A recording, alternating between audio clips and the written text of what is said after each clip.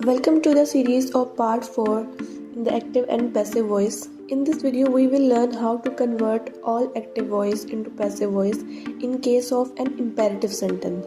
So let's get started. First, we understand what is imperative sentence. सबसे पहले हम ये देखेंगे कि imperative sentence होता क्या है. Imperative sentence is used to give command or advice or request. Imperative sentence में आप किसी को कोई कमांड दे रहे होते हैं. कमांड मीन्स किसी को कोई हुक्म देना, आपने ये काम करना है, या किसी को कोई एडवाइस दे रहे होते हैं. एडवाइस मीन्स किसी को कोई नसीहत करना, और किसी को आप कोई रिक्वेस्ट कर रहे होते हैं प्लीज़ कह के जब आप कोई काम कहते हैं. Let me give you an example. सबसे पहले कमांड की एग्जाम्पल देखते हैं. Put it down. This type of sentence giving the order. अब जैसे यहाँ पे लिखा हुआ है पुट इट डाउन, इस सेंटेंस में क्या कर रहे हैं, ऑर्डर दे रहे हैं. क्या मतलब है कि कमांड कर रहे हैं. Let's look into another example. Advice. Don't eat too much. अब यहाँ पे एडवाइस कर रहे हैं कि बहुत ज़्यादा मत खाओ. Here this type of sentence is providing suggestion or advice. Let's look into some more examples like request. अब request की example देखते हैं. Please join me for dinner tonight. Here this type of sentence is asking for help or request. अब इस sentence में वो क्या कर रहे हैं, इस sentence को पढ़ के हमें पता चल रहा है कि वो request कर रहे हैं. So these are the three ways in which imperative sentence is built. This is to be noted that you is an implied subject in the case of imperative sentence. अब आप यहाँ पर ये नोट करेंगे, यहाँ पर you नहीं लिखा हुआ, लेकिन फिर भी हम क्या करते हैं, you को as a implied subject use करते हैं इन sentences में. Now let's look how to convert an active voice into passive voice in case of an imperative sentence. अब हम ये देखते हैं कि imperative sentence को किस तरह से active से passive में convert किया जाता है. सबसे पहले स्टार्ट करते हैं कमांड वाले सेंटेंस से, जिसमें कमांड की जाती है या फिर कोई ऑर्डर दिया जाता है.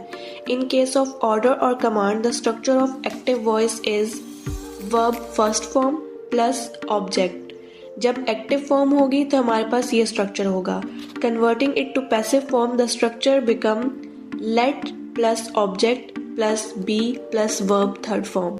Let's look into example to clarify. Example number 1. Open the door. Here the structure is verb first form plus object. अब इस सेंटेंस में वर्ब की फर्स्ट फॉर्म लिखी हुई है और साथ में ऑब्जेक्ट लिखा हुआ है. इसको जब हम पैसिव वॉइस में कन्वर्ट करेंगे तो क्या चीज़ें यूज़ करेंगे, स्ट्रक्चर कैसा होगा, let plus object plus be plus verb third form. So it becomes let the door be open. Next example. Wash the clothes. Converting it into structure let plus object plus be plus verb third form. Then it becomes let the clothes be washed. Next example. Bring a glass of water. जब हम इसे convert करेंगे passive form में तो sentence हो जाएगा let a glass of water be brought. Do remember the structure of active and passive voice in case of order और command. अब ऑर्डर और कमांड में जो स्ट्रक्चर था आपने उसको याद रखना है. Now let's look into example where the advice और सजेशन और मॉरल ड्यूटी इज गिवन. अब हम एग्जांपल्स देखते हैं जहाँ पर कोई एडवाइस की जा रही होती है, या फिर कोई सजेशन दी जा रही होती है, या फिर मॉरल ड्यूटी गिवन होती है. Here the structure of active voice is verb first form plus object. जब एडवाइस की जा रही होगी या फिर कोई रिक्वेस्ट की जा रही होगी तो एक्टिव वॉइस का ये स्ट्रक्चर होगा. जब एक्टिव वॉइस को पैसिव में कन्वर्ट करेंगे तो स्ट्रक्चर हो जाएगा subject plus should be plus verb third form.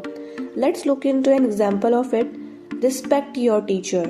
Converting it into a structure subject plus should be plus verb third form, it becomes your teacher should be respected. Another example. Love your country. जब हम इसे convert करेंगे passive में तो sentence will become like your country should be loved. Another example. Help the poor. इसको जब हम passive में कन्वर्ट करेंगे तो sentence will become like the poor should be helped. Do remember the structure of active and passive voice in case of an advice. Advice में क्या structure है आपको वो याद रखना है. Now let's look into an example of request और help is asked. Here the structure of active voice is। अब हम एग्जाम्पल देखते हैं जिन सेंटेंसेस में रिक्वेस्ट की जा रही होगी या फिर हेल्प मांगी जा रही होगी। तो स्ट्रक्चर क्या होगा? एक्टिव वॉइस का स्ट्रक्चर होगा प्लीज और kindly plus verb first form plus object. Active voice का स्ट्रक्चर इस तरह से होगा, या तो प्लीज लिखा होगा या फिर काइंडली लिखा होगा वर्ब की फर्स्ट फॉर्म और ऑब्जेक्ट के साथ। इसको जब हम पैसिव में कन्वर्ट करेंगे तो ये इस तरह से हो जाएगा you are requested plus verb first form plus object. इसको अब हम एग्जाम्पल के साथ देख लेते हैं। First example is please close the door. इसको जब हम पैसिव में कन्वर्ट करेंगे तो sentence will become like you are requested to close the door.